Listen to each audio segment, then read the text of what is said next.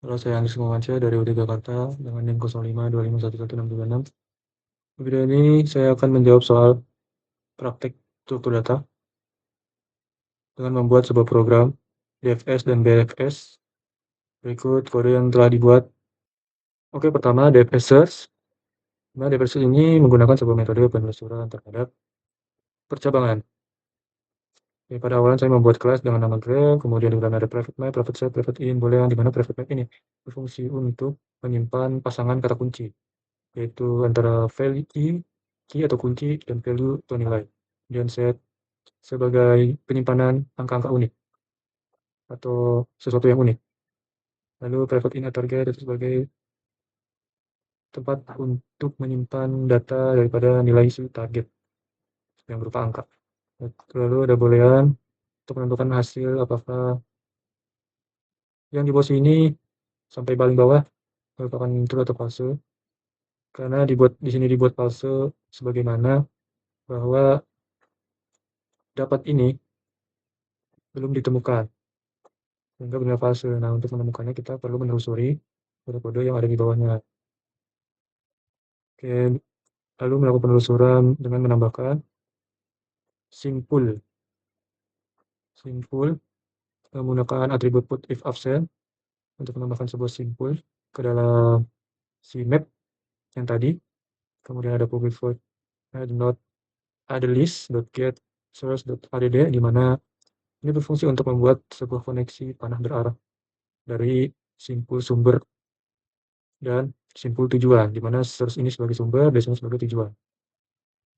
Kemudian ada public void search def, public search DFS, di mana ada integer start node, di mana satu ini sebagai awalan kunci itu berjalan, lalu ini adalah target yang akan kita cari. Lalu di sini ada this.target value, di mana this target ini untuk menentukan target yang akan kita cari untuk menyimpan data dari target value yang kita cari.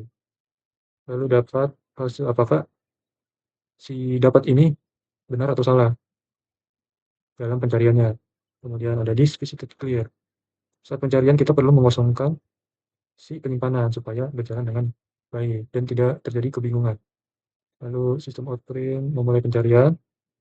Lalu sini ada argumen mencari angka, lalu target value dimulai dari node sekian.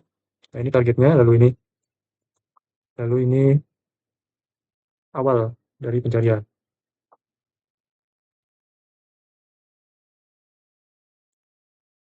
Lalu di sini ada DFS traversal start node, di mana DFS traversal ini merupakan inti dari DFS. Ini adalah aksi menjelajah.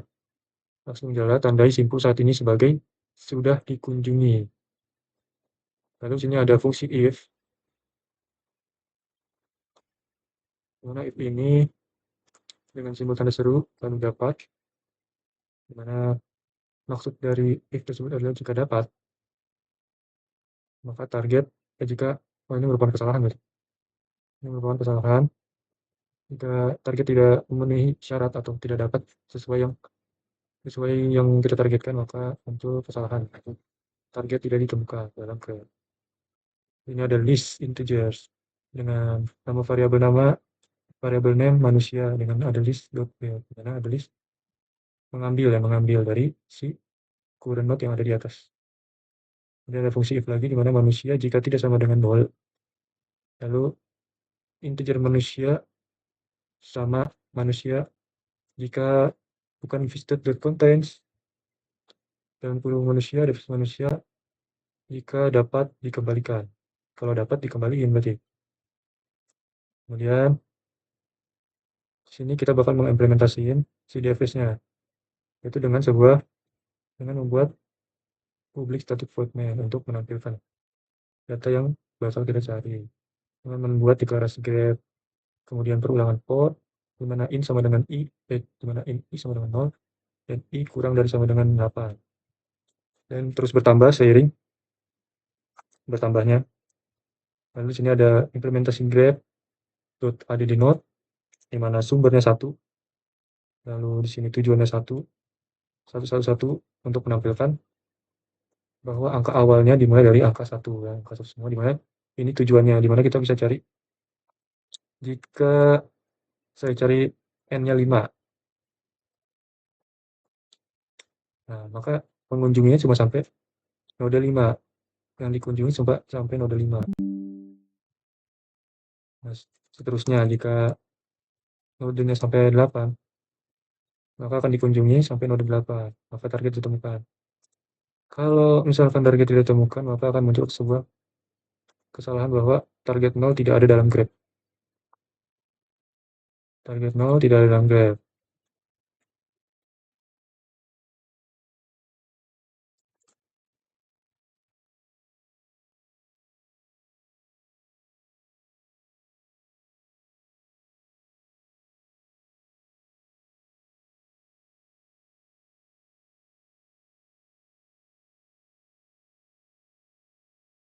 Nah, berikut untuk tahap demi tahap ya pencarian, di mana pencarian itu bisa terjadi ya, di mana pencarian itu bisa terjadi. Nah, untuk awalan inisiasi pencarian metode search DFS dari 1 sampai 7 dipanggil dengan target diatur di sini sesuai jumlah yang ada di si grep ID node. Lalu font diatur menjadi false dengan situ dikosongkan, di mana karena kalau nilainya di mana font. Nah, kalau di sininya true, maka buat apa kita ngelakuin pencarian? Maka pencarian itu ya bakal terus ini, nggak bakal ada kesalahan kalau ininya true tuh. Maka kita gampang aja ngasih nilai n-nya tanpa perlu awalan 1 lah atau 2, dan kita nggak perlu mengunjungi node-nya lagi kalau si dapatnya ini true. Makanya di sini ditulis false agar logikanya berjalan.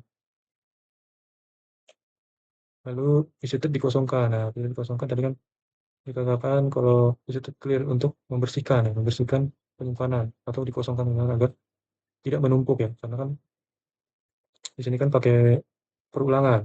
Nah, di mana akan ada waktunya dia berhenti supaya si penyimpanan tetap fresh gitu. Kemudian selanjutnya menjelajahi cabang pertama sedalam mungkin dengan fungsi DFS traversal yang berjalan secara rekursif, secara perulangan, di mana kita mengunjungi node 1, node 2, node 3, node 4. Nah, itu merupakan fungsi daripada si DFS traversal. Makanya disebut sebagai inti daripada DFS itu sendiri. Jadi gitu. Lalu lanjut ke tahap 3, di mana target ini ditemukan nih, misalkan ditemukan kayak tadi kan. Maka ada status muncul bahwa benar, bukan? Node tersebut benar ada di daftar node. Nah, itu kalau target ditemukan. Sebaliknya kalau target tidak ditemukan, maka akan muncul kesalahan bahwa target tidak ditemukan dalam graph. Tapi tetap dikunjungi node-nodenya ke semua node. Dan untuk memastikan apakah ini benar ada atau nggak ada. Lalu mundur dari rekursi. Nah, karena font sekarang bernilai true, ketika fungsi yang masih berjalan di call stack akan segera keluar. Jalan di call stack akan segera keluar. Kemudian fungsi DFS selesai dan kembali ke program. Lalu di tahap terakhir, yaitu penyelesaian program utama, kontrol kembali ke metode search. Karena di sini kan ada return di mana return ini berfungsi untuk mengembalikan. Nah, sehingga semua yang kita lewatin akan dikembalikan lagi. Seperti itu. Makanya adanya perulangan di sini supaya kodenya nggak begitu panjang. Makanya ada perulangan di sini agar meminimalisir panjangnya code. Lalu ini gambaran bagaimana program ini bekerja ya dalam pencariannya, di mana ini sebagai source, di sebelah kiri sebagai source, dan sebelah kanan sebagai tujuan. Dan satu mencari node 2, satu menuju node 3, satu menuju node 4, dan seterusnya. Oke, kita lanjut ke BFS. Oke, kita lanjut ke BFS. Nah, BFS ini berbeda dengan DFS, di mana BFS ini menggunakan metode antrian. Nah, saya di sini menggunakan SNAP lagi, di mana di sini cuma ada private map. Itu tadi kan untuk menyimpan sebuah kata kunci dan nilai ya, atau pasangan kata kunci di dalam advanced list. Lalu kemudian di sini ada public BFS program, This especially untuk membuat program baru ya, pertama this agency list yang diisi dengan agency list.put, di mana ini merupakan penambahan atau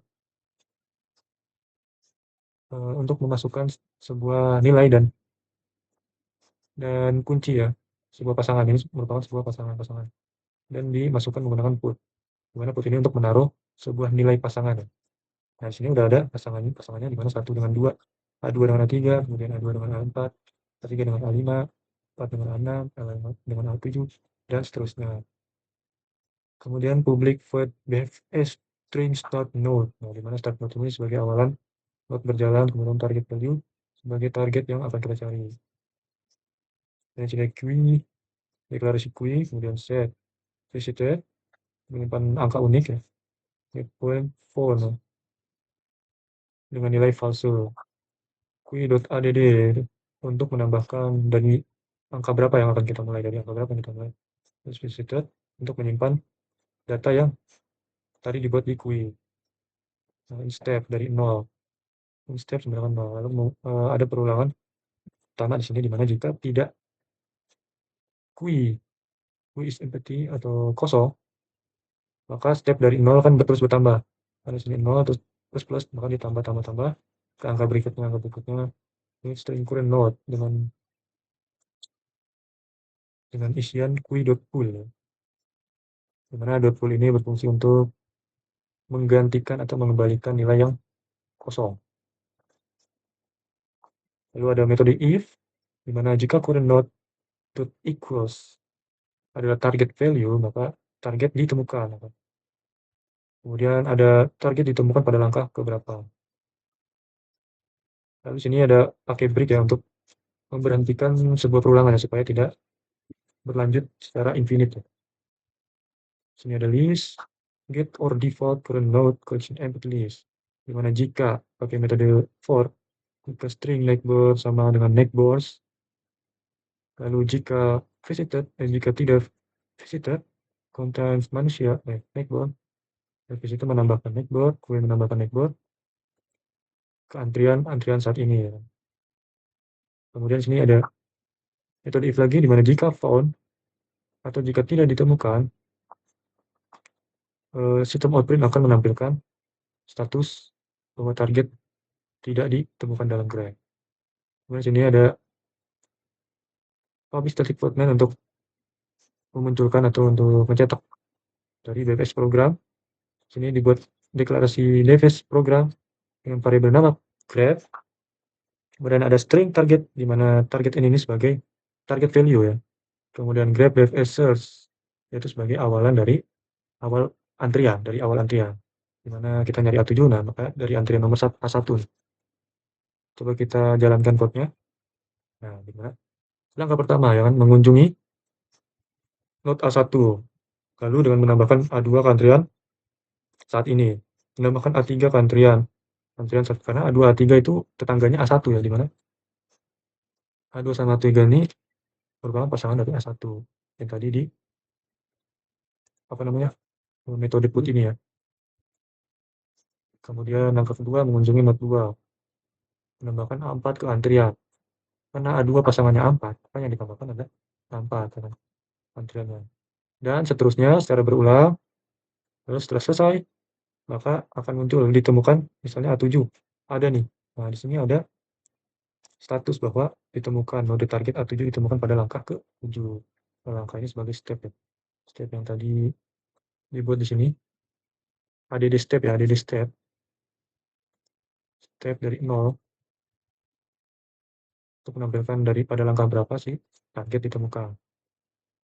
Kemudian di sini ada gambaran ya, gambaran dari prosesnya, di mana A2 ini sebagai A1.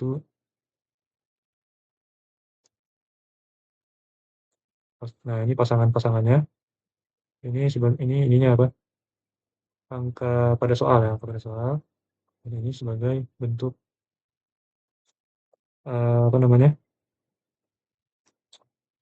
bentuk jalannya sebuah pencarian ya pada program BFS dengan metode antrian, di mana A1 berpasangan dengan A2, A3,